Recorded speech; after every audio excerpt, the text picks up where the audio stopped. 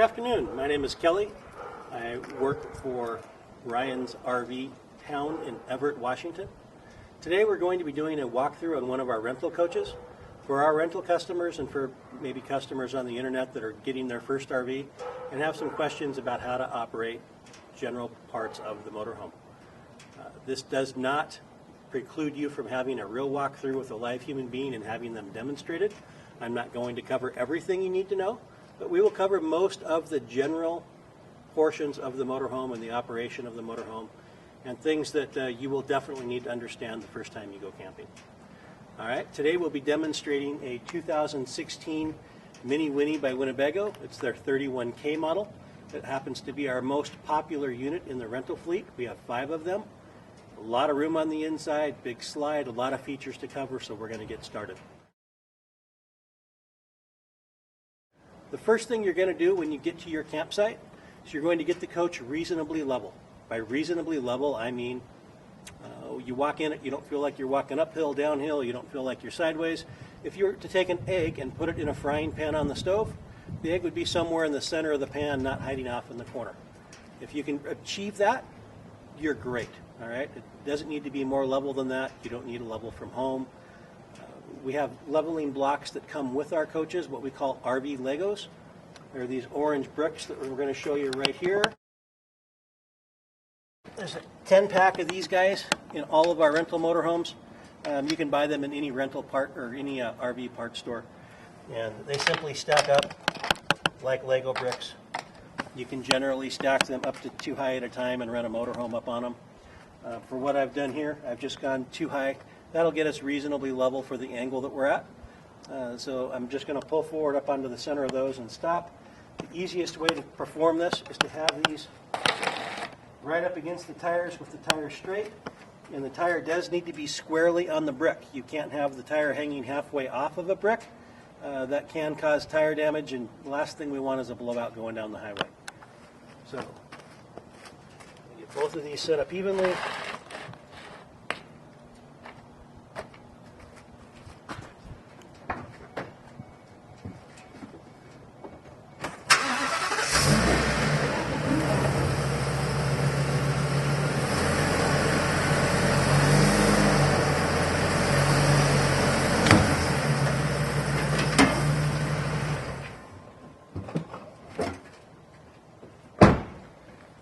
For most people, you'll have someone watching on the outside to tell you to come forward and where to stop.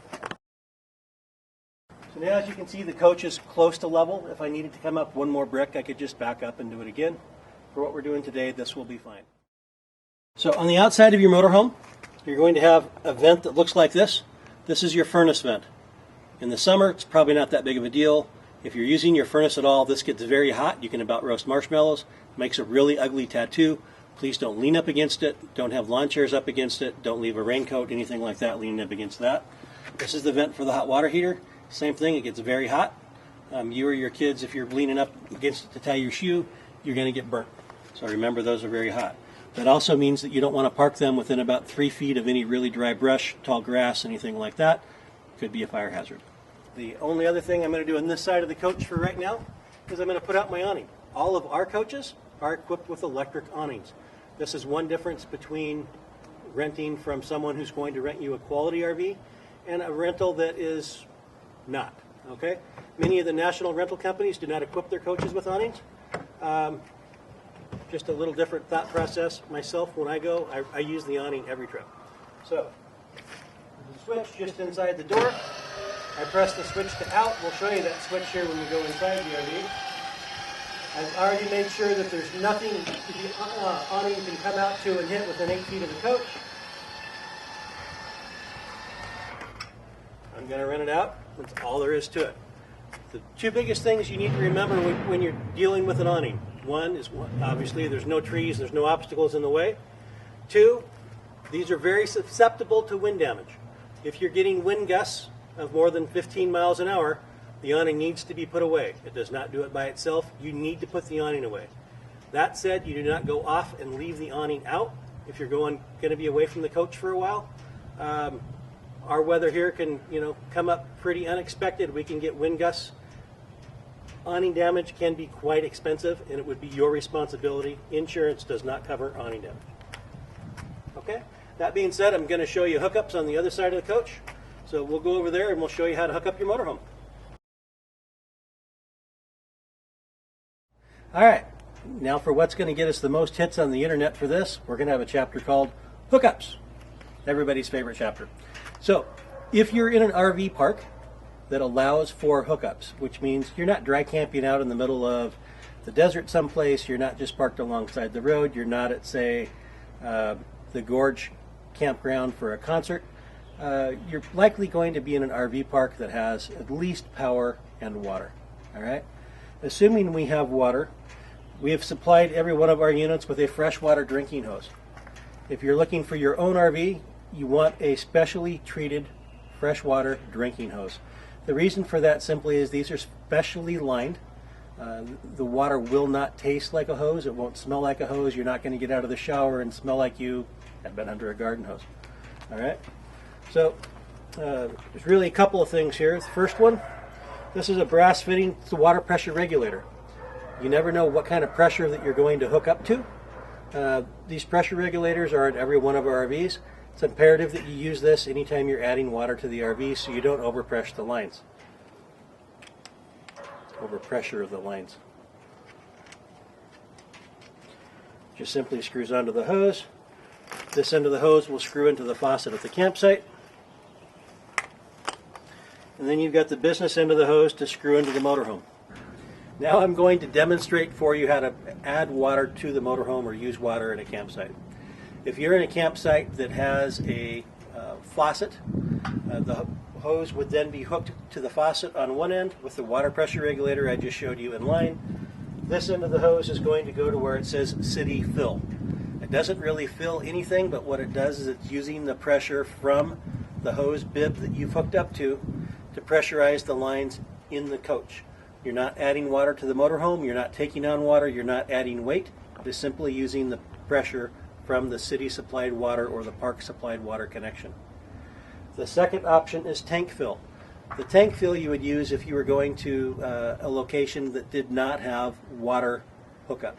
That would be any place in the middle of winter because everything's winterized, at least here, they shut it all off. That would be the Gorge. If you're going to a concert at the Gorge, there's no water there. Before you leave the dealership or before you leave your home, if you take the RV home first, you're going to want to fill the tank up. To fill the tank up, simply take the hose, screw it on until it's tight.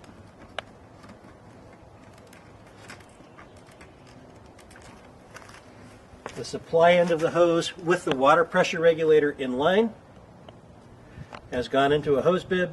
You turn the hose bib on and you let it run. When it is done, it will shoot water out the bottom onto the ground and you'll hear it. It's time to turn it off and you can put the hose away. Okay? You have a tank gauge inside that will also confirm that your tank is full. For the city water hookup, you leave it hooked up for the duration of the trip. When you're ready to go, you would turn it off with the hose bib. Go inside, turn any faucet on for just a few seconds. It will drain the pressure out of the line. You can then unhook the hose, drain the water out, put the hose away. When I'm done with the hose, I simply unscrew it, coil it back up, and screw these two ends together. That'll keep it from leaking water all over the storage compartment of the motorhome and getting something else that you care about wet.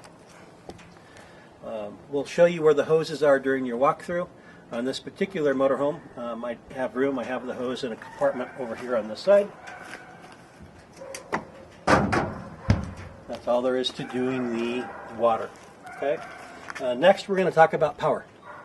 So if you are in an RV park, you will have power hookup most of the time. For all of our rental RVs, the power supply needed is called 30 amp power. That means you're going to have a 3-prong plug. It is different from what you would see at home. It's different than an extension cord. To get 30 amps, you have a special outlet that we're going to plug into. That is necessary if you're going to run the roof air conditioner and potentially the microwave. All right.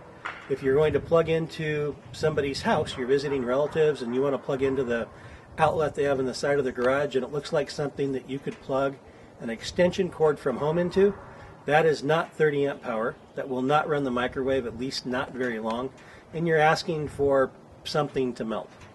That's never more than a 20 amp circuit, and it's not enough to supply the coach if you're going to use the air conditioner. So our power cord, there's always a sticker on it right there that says warning. When you see that, you'll know that's where the power cord comes from. I'm going to open this up. I'm going to reach in, and the cord was actually plugged in inside this compartment. I can't show you that because it's too tight of a shot on the camera. See, this is what the end of the cord looks like right here.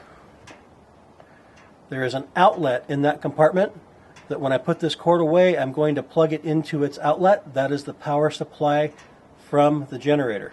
So this cord is the only way that the motorhome receives AC power. AC power is required for the air conditioner, it's required for the microwave, it's required for your outlets and things that are plugged into them, such as the TV. Okay? So for AC power, if this cord isn't plugged in somewhere, you don't have any. I'm going to plug it into an RV park. When I'm done, I'm going to plug it back into the outlet that's inside this compartment. That way I have the option of firing up the auxiliary generator and producing my own 110. It's very important for going down the road so we can use the roof air conditioner. All right? So I'm going to run this cord just over here and plug it in.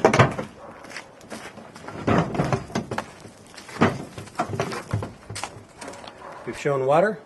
We've shown power. The last hookup to talk about is sewer. Most RV sites do not have sewer hookup in the site. That's okay. You don't need to. We have 2 holding tanks on board. We have a black tank, which is sewage, and we have a gray tank, which is water from the sinks and from the shower. All right? Those tanks are quite large in this model. They're smaller in the smaller coaches. This coach, they're quite large. Typically, a family of 4 or 5 people over 3 or 4 days is going to fill those tanks up, and you'll need to dump.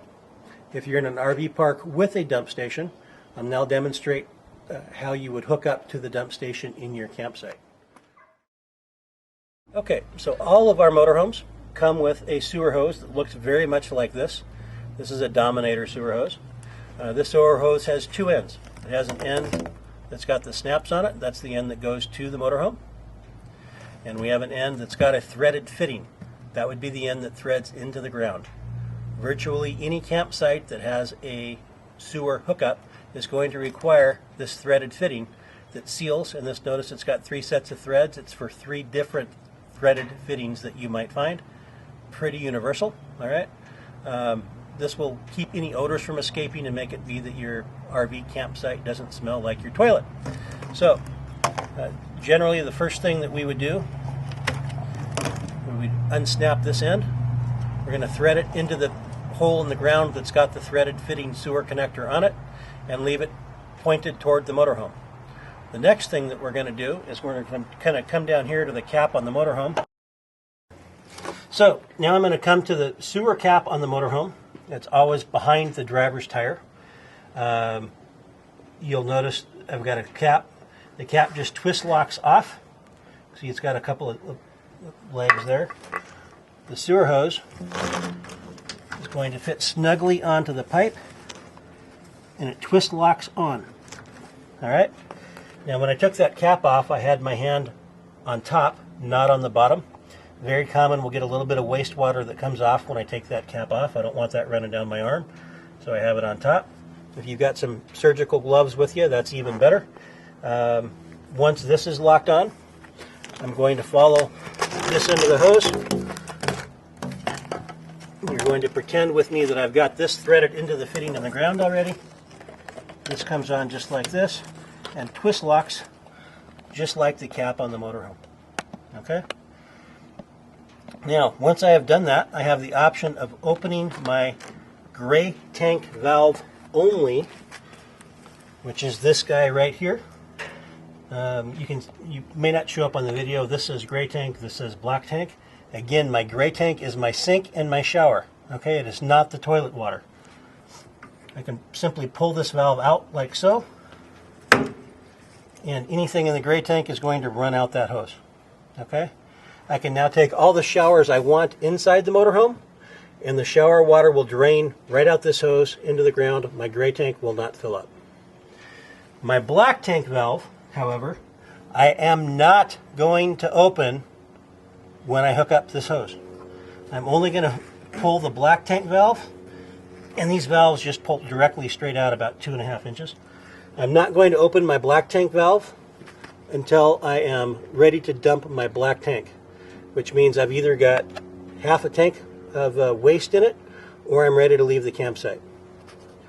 If you neglect to follow these instructions, your liquid waste will run off, your solid waste will build up, and you'll have a very ugly paper mache project in your tank that I can't help you with over the phone. So again, when you hook up your sewer hose, you're welcome to leave the gray valve open, although I leave mine closed to flush out the hose after I dump the black. You can open your black only when you're ready to dump and close it when you are done. All right? For sewer, that's all there is. When you're done, you unhook the hose. So I've unhooked the hose. I hold it straight up. Shake anything out. Rinse it out if I need to. When I'm done,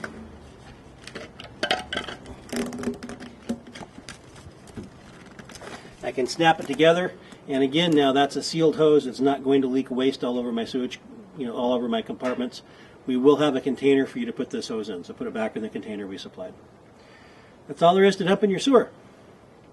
Now, one more thing. If we're not in a campsite, let's say that we were at some place that did not have hookups on our campsite, and we're going to dump before we come home, which you need to do, or we will charge you $100 to dump your tanks. We do not have sewer at the property. We have to take it off-site to some place that does. We charge you $100 if we need to empty your waste tanks. Okay? Most every freeway rest area has a free dump station.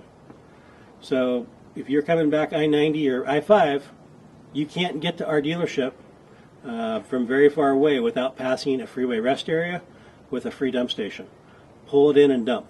The only thing you do different there, I'll take you through it really quick, hook the hose up just like we did before. They will not have a threaded fitting connector at the freeway dump stations.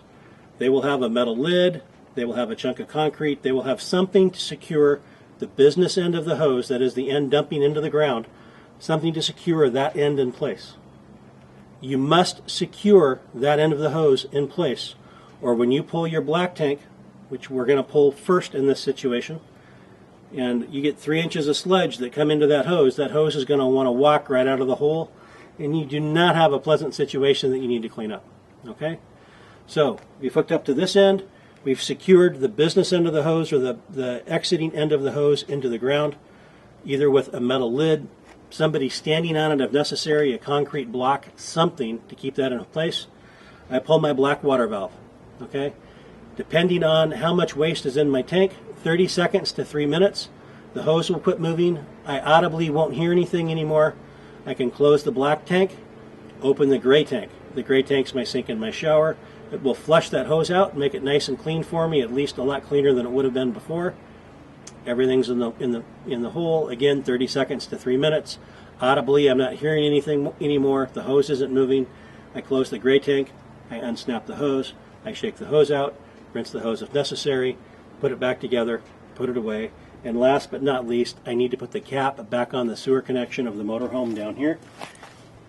If the state patrol sees you going down the road without a cap on your sewer connection, they can stop you and fine you $124.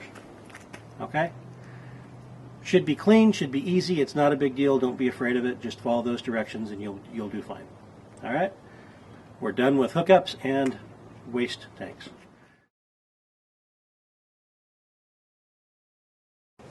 Okay, we've done the outside of the RV, for the most part at least. Now we're going to go to the inside. I'll show you how the appliances, the slide out, the different systems work. Hopefully you have your keys. Come on in.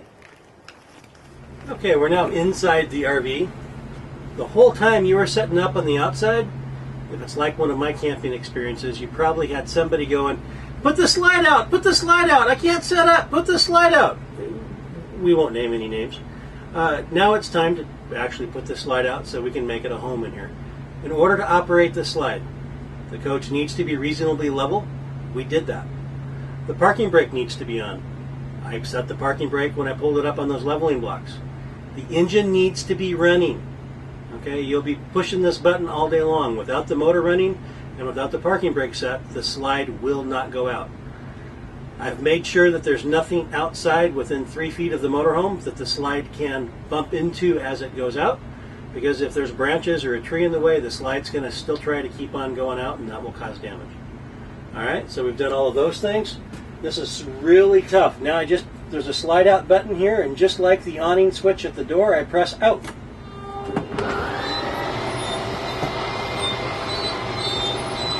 And in 10 to 15 seconds, this whole room slides out of the motorhome.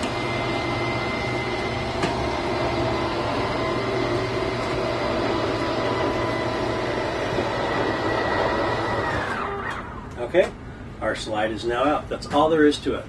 You hold the switch until it stops. When it stops, you let go. When I go to bring it in, it's exactly the same thing. I make sure that there's nothing in the way inside. I make sure there's nothing leaning up against the outside of the slide out on the outside that's going to fall when I bring the slide rim in. With the engine running and the parking brake set, I hold the button on the in position.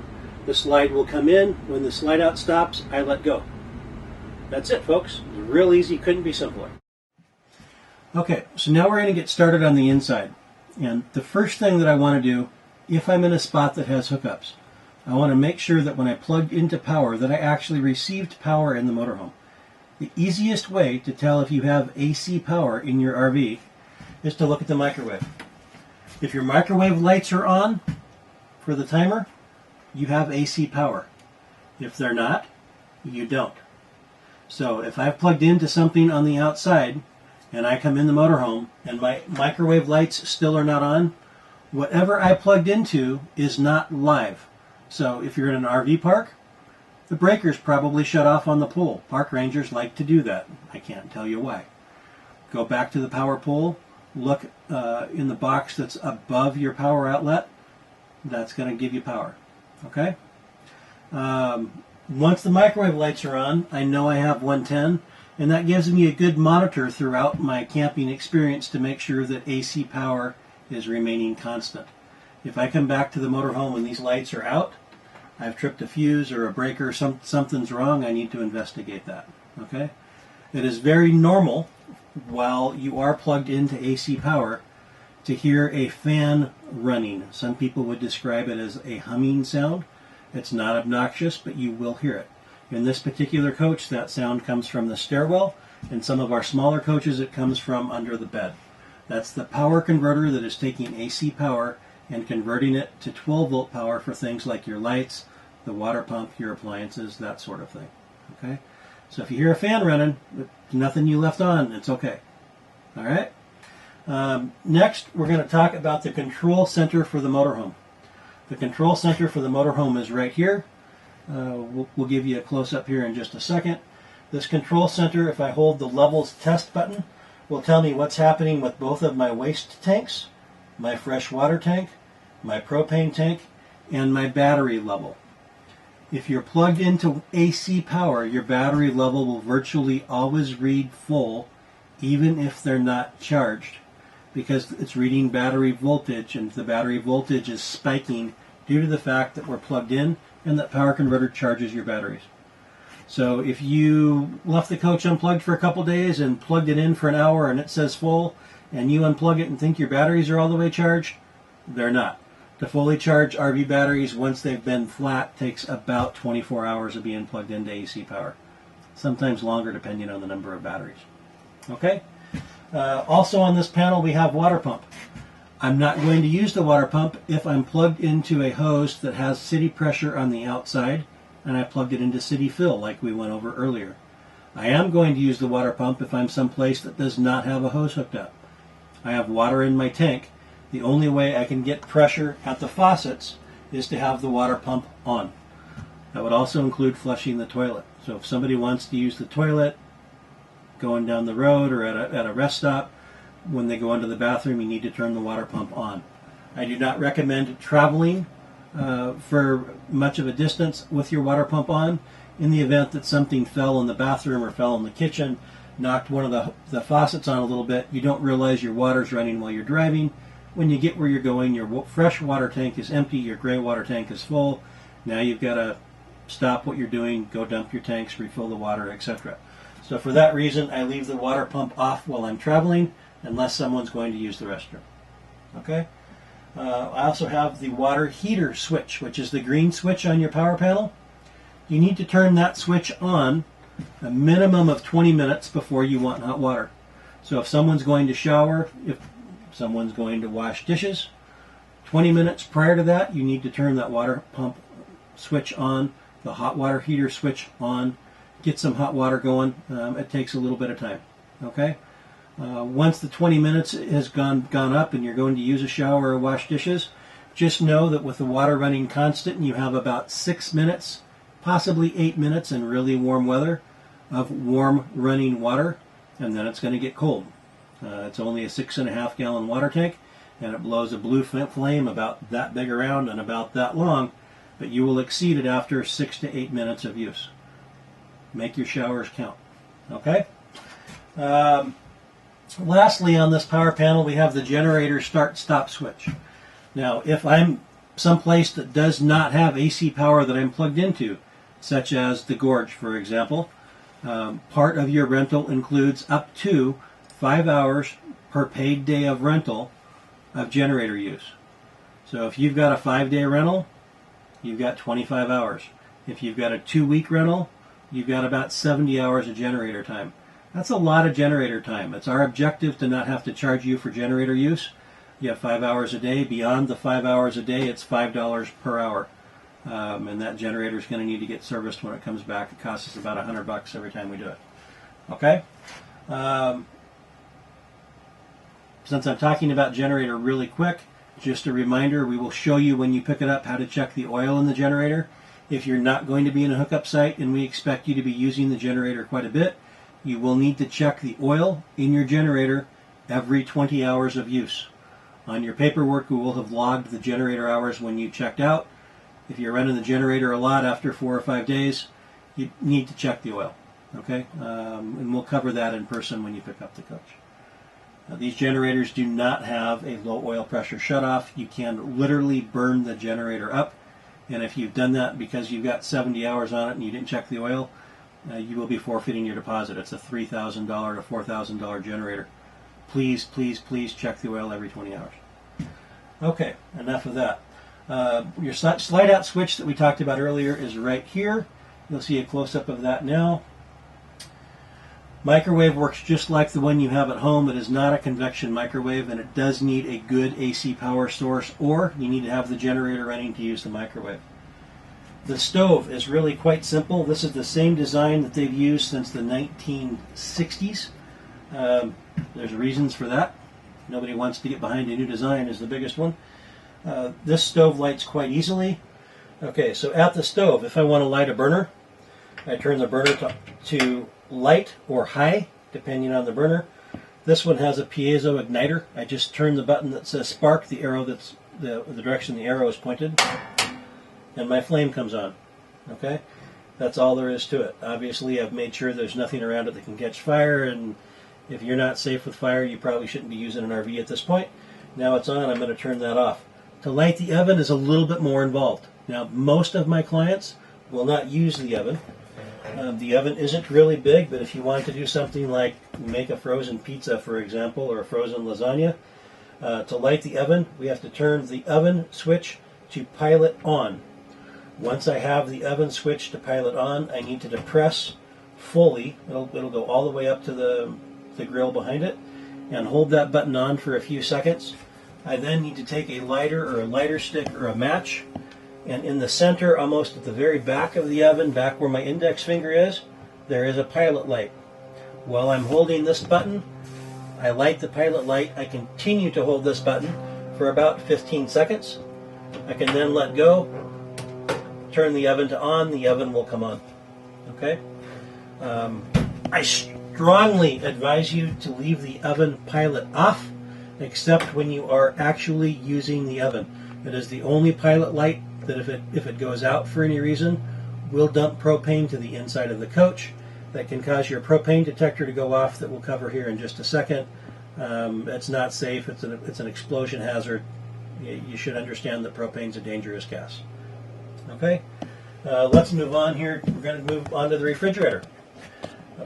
We try to have the refrigerator cold for you when you pick up. That doesn't always happen. These refrigerators will get cold empty in 6 to 8 hours. If you stuff them full of warm food, it may take substantially longer. And by substantially longer, I mean if you fill the refrigerator up with food that wasn't ice cold when you put it in there, you need to leave the doors closed as much as humanly possible for 24 hours. Let the refrigerator catch up. It's not near as fast as the one at home. Okay? On the refrigerator, if you turn it to auto, which I have just done, I get a green light that comes on. If you're plugged into 110, it's going to use AC power. If you lose AC power, or you're not plugged into 110, it's going to automatically turn the gas on and light the gas for you on the refrigerator. And it will do it back and forth. So if we have it on auto when you pick it up, you get to your campsite and you plug in, it will turn the gas off and go to AC power. Vice versa when you unplug and go on the road again. This refrigerator should be hands off, meaning you don't have to do anything to it for your trip. Just leave it on auto. The only exception would be you're going to turn off the refrigerator and make sure that the furnace and the hot water heater are off if you fill your gas. If you're going to pull into a gas tank, you don't want any pilot lights on for any reason. So you've turned off the hot water heater, which shouldn't have been on going down the road anyway. You've turned off the refrigerator, which probably is on, and the furnace needs to be turned off, which in the summer months isn't an issue, but it is in the winter. That's simply because we don't want gas fumes igniting around the motorhome. Okay? So back to the refrigerator. It's on, the green light's on. Now, if for some reason I get this second light comes on and flashes at me, so I come back to the motorhome and the green light may or may not be on, but the light underneath it is blinking. Okay? That means we have a problem with the refrigerator. There's several things that can be. We won't need to go into them. What you need to do with it the first time is turn it off and turn it back on. Okay? Now this may be a good point for you to ask yourself, did I remember to get the coach level from front to back? Because if the coach isn't reasonably level from front to back, like I showed you outside, the refrigerator is not going to work. It's going to flash the green light at you and your food's going to get warm. Okay? If you're reasonably level, it should work. Now, the only issue that we run into with some regularity is in the summer when it's very hot, especially if the passenger side of the motorhome or the side that the refrigerator on is facing the sun most of the afternoon. And really, really especially what happens the most is you got a family with 6 or 7 kids and they're used to opening and closing this fridge all the time, right?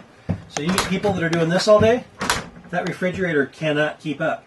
And its temperature sender is going to go, wait, I've been on for several hours and I'm not making anything colder. Something's wrong. I have a problem, and it shuts down. That will cause the light to flash. So I would tell you, if you come in and the light is flashing, turn it off, wait 10 seconds, turn it back on, leave the refrigerator's doors closed now for 3 hours. Don't get in there. If you're about to make dinner, take everything out you're going to need for dinner before you turn it on. Get the doors closed. Tape them closed if you need to. Tell your kids to stay out. Put a sign over it, whatever. We recommend that you take a cooler, like an ice chest cooler for your beverages in the summer, so your kids aren't looking in the fridge for something cold to drink. It will not keep up with a family of 5 and cold beverages in 90-degree heat. It's just not going to happen, folks. So take an ice chest. Use this for your food. Try to limit the number of times you open and close the doors. Everything that really needs to stay cold in the fridge or frozen in the freezer will.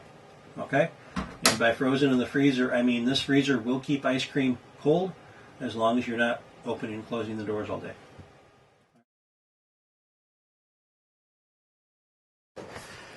So, just real quick, since we're here, we're going to touch on the propane detector. We'll come back to that later. The propane detector on this model is located directly underneath the climate control, just above the step coming into the bathroom area. Okay? But that's what your propane detector looks like. Back here in the bedroom, we have a carbon monoxide detector. This carbon monoxide detector is going to go off if you're picking up exhaust fumes. Typically, somebody left the bedroom window open for ventilation. something else parked next to you with a motor running, you're getting exhaust fumes in here. If that starts going off, you're going to need to close whatever windows are open, maybe open windows on the other side of the RV, get some breeze blowing through here, maybe turn the roof air conditioner on. It will shut itself off just like a smoke detector. Okay? If that starts going off, it's not a critical emergency, but you do need to address the problem shortly. If you start getting headaches or dizziness and that's going off, get out of the motorhome. Okay? The last couple of safety things we have in the back window, back here in the bedroom. This one is on the passenger side. I've got a window with 2 red handles. It's an emergency exit. I can pull the 2 red handles. The bottom of the window kicks out. We'll show you a picture of that in just a second. Okay, obviously now we're in the bathroom. For those of you who have not used an RV bathroom, it's similar to a boat facility or a marine head. If you haven't used a RV or a marine head, this will all be very new to you. So, you need to explain this to any children or any guests that you have as well. This has ruined plenty of camping trip by somebody not understanding how to use these facilities properly. Okay? In an RV toilet, at rest, there's very little, if any, water in the bowl. If all you're going to do is go number 1 in the bowl, not a problem. Do that. These are a foot flush. I press the foot down right here. It's going to drop right into my waste tank. Okay? If I'm going to do more than number 1, you're going to have your foot part way down on the pedal. That will raise the water level in the toilet. It's not going to flush, but it's going to add water into the toilet. You want to make sure that you have enough water in the toilet to cover up whatever deposits you're going to leave, or the RV will have a very unpleasant odor and you will become very unpopular very quickly. In addition, it also makes it hard to clean up after you've done your business. Without water in the bowl, there's a lot more involved to that. So add water. When you're done, you can flush. A couple of other items really quick.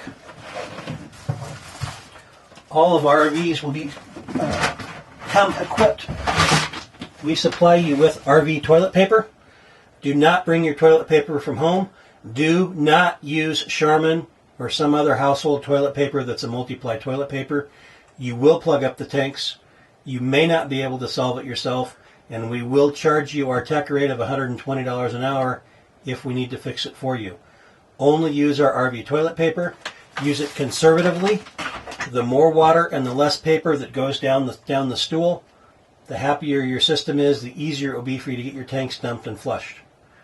Nothing goes down the toilet except human waste and toilet paper. Nothing else. Please make sure everybody in your party understands that. Every time you dump your tanks, when you're done dumping your waste tank, these are drop-ins, just like you've probably used for a dishwasher. You take one out, drop it into the holding tank. That will help keep things from getting stinky, and it helps break down the waste so things don't build up and turn into solids that we don't want turning into solids. If you have any questions, again, during your personal walkthrough, please ask. This, if you use it properly, it's very easy. If you don't, it can ruin your trip. Okay, obviously now I'm in the shower. You're welcome for my leaving my clothes on. I wouldn't do that to you. Here we have the shower head. Okay, important part of this, on the back of the shower head, there's a little dial that turns. That is a water on and off. The reason that's important is before I get into the shower, I'm going to have my temperature set. Once I get my temperature set, I can turn that off. I've only got about 6 minutes of water flowing out of this device. So I'm going to get my water set. I'm going to get in.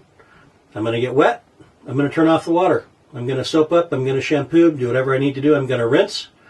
If I need to shave or something beyond that, I'll do that again and rinse again. If I leave the water running all the time, unless you're really, really quick, you're going to end with a cold shower and you're filling up your holding tanks if you're not hooked up to power. The last note on this, your water heater gets scalding hot. If you have little ones and you're going to put them in the shower, you need to set the temperature before they get in. They can get burnt. Okay? It's the only way you get 6 minutes of hot water out of a shower is to have it set much higher than I would have in my home. Please use caution if you've got little ones. All right? Lastly, with my shoes on, I'm about 5'10". You can easily be 6'6", 6'7", and stand up in the shower with a skylight. That's a question we get regularly. All right, thank you. We're going to move on. Okay, now I'm going to show you how to turn the items that aren't beds right now into beds so you can sleep your crew. This is our overhead bed. This bed is queen width. It's almost 8 feet long. Your tallest people are going to be the most comfortable up top. If you've got a whole slew of kids, it's quite common for us to take 3 smaller kids and sleep them head first going this way. 1, 2, 3. It helps prevent them from wanting to roll off the back of this bed. Okay? But to convert this into a bed, quite simply, this cushion has one soft side and one hard side. Soft side up. Please encourage your crew to use the ladder as they're getting up and down. If they stand on the upholstery, it could result in a cleaning fee, and it wears the upholstery. But that's all there is to it. Very comfortable for 2 people up here. It will not take sheets. At least it won't take a fitted sheet because it's too long. Most people will take a blanket or a flat sheet, lay on that, put a blanket over the top of them in the summer. Sleeping bags up here is really way too warm. Okay, now we're going to convert the sofa. This is really easy. The most important thing to know about this sofa for sleeping, this is where you want to put your mother-in-law or somebody you don't want to go with you next time if they're an adult. For kids it's fine. For adults this is the least comfortable sleeping spot in the entire motorhome. To convert it, quite simply, I just grab here. There's a little lever. I pull this little lever out and lift up. Sofa folds down, and I tuck the seat belts out of the way. That's really all there is to it.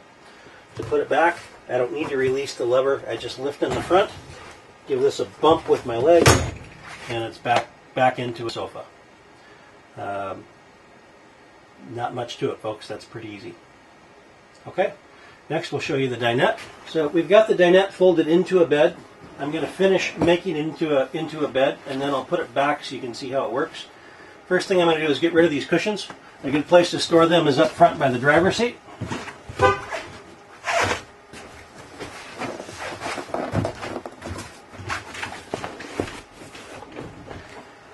As you can see, this is a very large bed for a dinette. It's quite long, and it's wider than a single. I'm not sure it's quite a double, but it's fairly wide.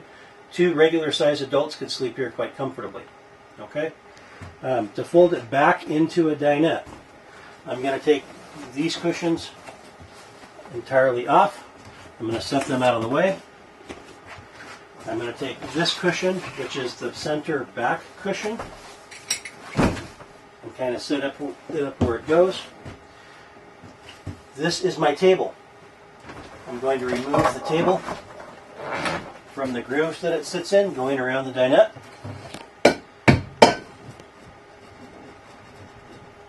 Put the post in. I'm going to bring this over to the post.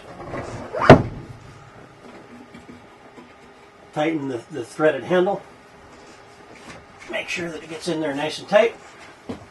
And then I'm going to put my side cushions back on that I stored up front in the driver's area.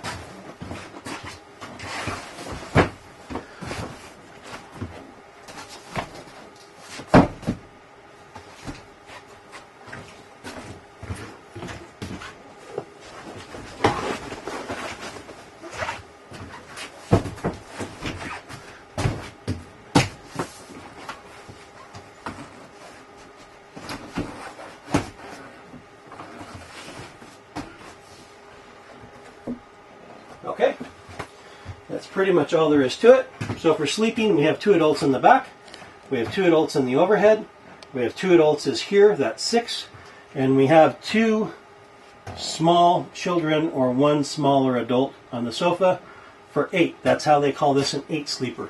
We only rent this to parties of 7 or less because it has 7 seatbelts. And that is everything to do with converting things into beds. Okay, let's talk about the TV and the DVD player just for a moment. Of course, if you don't remember this and you haven't figured out how to get the DVD into the DVD player and make it run, you can't watch to learn the instructions, but we're just going to hope that you watched it before you left. The TV and DVD player do require AC power. So again, you're plugged into your campsite where you have the generator running. The remotes are generally kept above the door. We have one for the DVD player. We have one for the television set. The one for the television set, I can turn the TV on. It's going to come up. Right now it's looking for digital signal. And even though I'm not plugged into cable and my TV's antenna isn't up yet, I'm getting a little bit of digital signal. And we're not in the city right now, we're a ways out. So this is our TV antenna. To put the TV antenna up, I gently crank it in this position. So we'll give you all those details coming up tonight at 9, 10, 11. All right, Walter, people in Denver are wondering until it stops. And again, gently there was important, okay? Once it stops, I can now pull down on this button and I can turn the TV antenna. So what I have essentially is a TV antenna up on the roof that's in the shape of a T. As I turn it, I'm turning it this way, back and forth like this for best signal to get the signal that I'm getting on the TV. Okay, I'm not hooked up to cable now. This is just digital signal received over the air. To put the TV antenna down, there are 2 arrows that have to be lined up right here at the back of the TV antenna dial before I can put the TV antenna down. So when I pulled it down and turned it, those arrows are no longer aligned. I must perfectly realign those arrows, and then I can turn the TV in the down position until it is down and hits the roof. Again, gently is very important. Once it stops, I'm done. Okay? The last thing to know about that is coming in the entry door, there is a black switch that looks like a light panel switch that has a little button on it. When I push this little button, a green light comes on. We'll show you a picture of this in just a minute. That is the TV antenna booster. The TV antenna will not operate very well, so you're not going to get much of a signal without this green light on. So if you are trying to use the TV, you want that green light on. If you're just going to play DVD, which is all I ever do when I'm camping because I'm far enough away that I can't get digital signal anyway, you don't need that light on. You just put a DVD in the DVD player and set the input on your remote to DVD player. Okay? That should be all for the TV. Okay, we're in the entry door. Few things I need to show you here. First, I just talked about the TV and the TV antenna booster. That's this switch. Second, I've got a GFCI breaker outlet right here. If you lose power only to things that are plugged in, so say you plug in a hairdryer and it quits working and all your outlets are dead, this is what you're going to want to check first. Hit the reset button, it'll reset everything for you. If you've got more than one thing plugged in, you probably want to just plug in a hairdryer or the coffee pot or the curling iron, whatever the one device is that's hogging all your power. If you've got somebody with you that has a lot of those things, they need to understand you can only use one device at a time. Let me rephrase that for teenagers. You can only plug in your curling iron, your hairdryer, or one item that creates heat, such as a coffee pot, at a time. Okay? Anything else or in combination with the microwave or the air conditioner, you're probably going to blow a breaker. There's the reset button for that. Here we have 2 switches. This outside switch, this is for the entry light when you come in. Okay, there's a light up on the ceiling right above these stairs. If I come in back at night, I don't want to come in the dark, I can turn that on. This one is for the porch light outside. If I'm going to go away that it might be coming back at night, I'm going to leave the porch light on for me. All right. This is the awning switch we talked about earlier. I just simply hold it in or out. When the awning's all the way in or all the way out, let go. Finally, this is your battery disconnect switch. Do not use this switch. Do not turn it off. The only exception would be if you were going to get on a ferry, either a Washington ferry or a Vancouver ferry, something where they want to make sure all your appliances are off. If I turn this switch to off, all of my lights, all of my appliances, everything will shut down, assuming I'm not plugged into a 110 source. Okay? And finally, this is the power converter we spoke about earlier. This also has my 12-volt fuses and my 110 breakers. It is very, very uncommon for you to need to access this panel unless you're doing something very wrong. If you have a fuse that blows twice or a breaker that blows twice, please go ahead and give us a call at the store. It's very common for you to blow a breaker on the generator, which we'll show you on your walkthrough. If you overload the generator, it's fairly common for you to blow the breaker on a pole if you're plugged into park power, if you overload the power that way. It's very uncommon for you to blow a breaker here. So if you have a breaker here that's blowing, or a fuse that is blown more than once, please give us a call at the store. We need to figure out what's going on. Okay? Okay, just a few driving tips. This is not nearly everything that you'll need to know to drive an RV, but for someone who's an experienced driver, these are things that are definitely different, that are the most important for you to be aware of. Okay? First is stopping distance. These RVs are quite heavy. You cannot stop on a dime. You're used to driving a performance car or even one of the newer lighter trucks. Your stopping distance in a motorhome is at least twice, if not 3 or 4 times, the distance from what you're accustomed to. If you're going down a steep grade like a mountain pass, it's substantially greater than that, just because of the amount of weight you're trying to stop.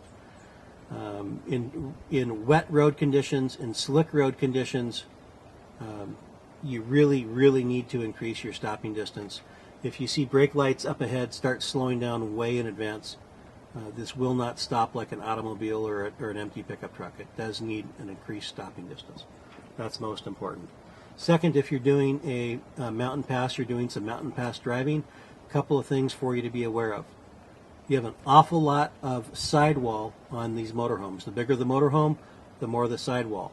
Sidewall is the same as a sail, like a sailboat. And what I'm trying to say with that is, if you go around a corner and get caught by a 50-mile-an-hour gust that hits you from the side, your motorhome's going to try to change lanes. It's going to try to change lanes really hard.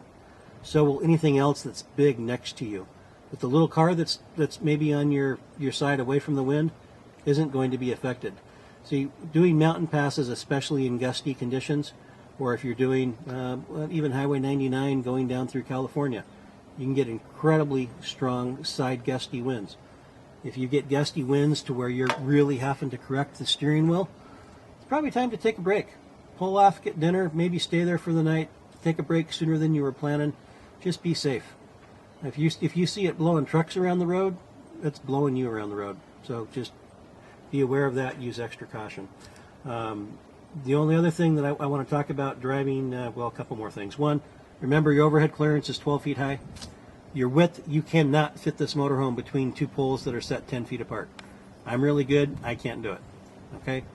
You're wider, you're taller. Remember, don't go underneath anything that's less than 12 feet posted. If it's posted 12 feet and you remember to put your TV antenna down, you'll clear it. All right? You do have a tow haul mode on the gear shift. That is for when you're doing mountain passes, both up and down. It will change your transmission's response to what you're asking it to do more for that environment. It'll be easier for your brakes. It's easier for the transmission. You'll actually get better fuel economy because it's not searching for shift points as often. And lastly, especially in the bigger motorhomes, especially in the summer if they're loaded, if you're doing a mountain pass or you're doing very steep grades, please do not ride the brake and be aware of any changes in the brake pedal. If all of a sudden your brake pedal feels softer, or it feels like it's pulling to the right or left, or it's pulsating, that's due to your brakes getting very hot. You need to let off the brakes, find a safe place to get off the road and stop with extra stopping distance, because if the brakes are hot, it takes longer for the vehicle to stop. You need to stop and let the brakes cool for about 15 minutes. That doesn't happen often, but it does happen if people are used to riding the brakes going down a mountain pass or a very steep grade. Okay? A couple more things really fast. Remember to watch both mirrors, especially if you're in tight quarters. You need to be aware of both sides of your motorhome because of tail swing and because your coach will travel a little to the side when you're turning hard one way or the other. So be aware of that. If you are backing up, if you have something tight you're trying to back alongside, if you've got low-hanging tree branches, have somebody get outside the motorhome and watch for you from the outside. Your perspective is very different. If they need you to stop, ask them to take their open palm and slap the side of the motorhome. The motorhome acts like a drum. You will hear that. You may not hear them yell stop. You may not see them, but if they smack the motorhome, the driver will absolutely hear it, and it's a good indication you need to stop, get out, and see what's going on. Finally, all of our motorhomes that we're renting, virtually all of our motorhomes, have a backup camera either in the dash or on the visor. If your motorhome is equipped with a backup camera, when you're going down the road, if you can see something in your mirror and the camera, you know it's behind you. It should be safe to turn on your turn signal and change lanes. If you can see it in your mirror but it's not in your camera, it's either not behind you or it's not behind you far enough. Do not try to change lanes. That's what the camera's for. And then backing up at night, the camera may not show everything that you've got for an obstacle. Again, please have somebody get out and watch for you. This is our #1 source of damage for motorhome rental. Even more than people backing up without somebody behind them, which you're not supposed to do. What we're going to talk about is tail swing. And what tail swing is when I go to leave the pumps at this particular gas station, I have to go that way. I can't go left, I have to go to the right.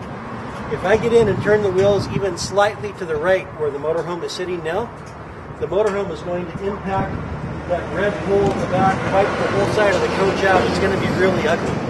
So in just a second, I'm going to pull forward and show you what I mean by tail swing. But the answer is in tight corners. Anytime you're parked up next to something on the right or the left, you need to be watching both mirrors very carefully. So we'll show you that in just 1 second.